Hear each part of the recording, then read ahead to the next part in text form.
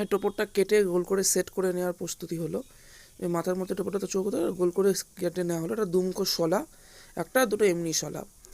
এই দুমুখো শলাটা দিয়ে কিন্তু টোপরটা সেট করতে হয়। দুমুখো শলাটার একটা সূচলো মুখ মাথায় ঢুকবে, আর একটা সূচলো মুখ এরকম ওপর দিকে থাকবে, যাতে ওপর দিকে টোপরটা ঢুকতে পারে। টোপরটা মারার পরে যেটা ভোতা হয়েছে সেটাকে কেটে সূচলো করে নেওয়া হলো কাঁচি দিয়ে।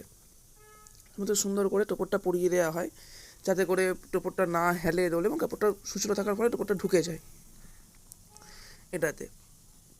এবং এরপর টোপরটা একটু অ্যাডজাস্ট করে নেওয়া হয়, যে টোপরটা এবং এটা টোপরটা সামনের দিকে হেলে আছে, এটা ঠিক করে নেওয়া হচ্ছে। তার সামনে যে সিটিটা পরানো হচ্ছে, দুই দিক দিয়ে দুটো 5 ইঞ্চি পেরেক মেরে দেওয়া হলো, দুটো শলা না দিয়ে, যেহেতু ছোটো টোপর সেই দুটো শলা দেওয়া না, শুধু মাঝে একটা শলা দেওয়া হলো, দুমুখো শলাটা, আর এমনি শলাগুলো দেওয়া হয়নি।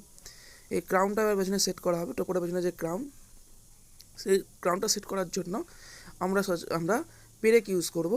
পেছন দিক দিয়ে টোপরের সাথে পেরেক মেরে দেবো, আর কোনো কাঠি দিতে লাগলো না ক্রাউনের ক্ষেত্রে। এমনি ক্রাউন হলে কাঠি দিতে লাগতো, এই ক্রাউনে কাঠি দিতে লাগলো না। টোপর দিয়ে আমরা সেট করে দিচ্ছি পেরেকের সাহায্যে।